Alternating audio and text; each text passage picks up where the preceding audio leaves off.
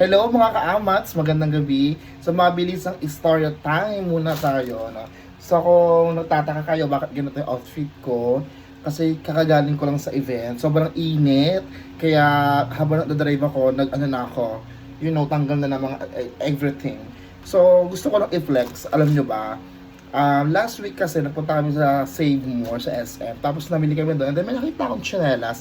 Yung tsinelas na yun, sabi ko, parang gusto ko ulit mag tsinelas ng kulay brown. Kasi sabi nila nakakaputi daw ito ng pa. At the same time, ay maganda yung clip. So ito, bumili ako ng Planet na tatak na brand ng tsinelas. Tapos nabili ko ito for 199 pesos. Actually, ang tagal ko na hindi nagki-clip or yung nagagarit yung tsinelas. Pero meron nga akong out of town.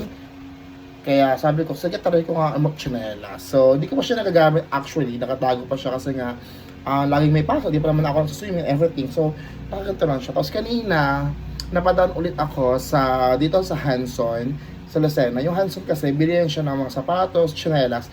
Isa siya sa mga sikat na tindahan noon dito sa Lucena. Pero ngayon parang medyo soon na lang. Kasi naman, ang dami ng mga bilihan ngayon. Pero, quality yung mga tinda dito. So, isa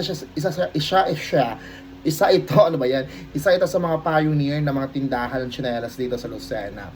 So kahapon pa ako napadaan doon from the refresher course kasi galing ako sa Pagbila. Meron kaming seminar about dun sa mga technicalities and mga rules sa sepak takraw. So nakita ko siya, naka-sale siya. So 95 pesos.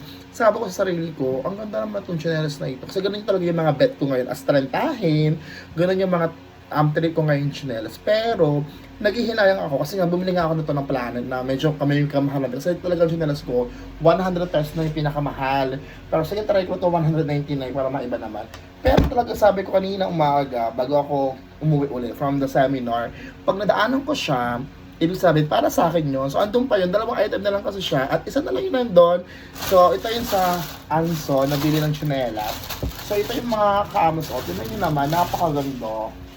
Wala lang, gusto ko lang yung mga ganitong tsinelas. O diba, imagine, for only 95 pesos ito na to. Size 43 ako. So mga kaamats, diba? Yun, ang ganda nyo.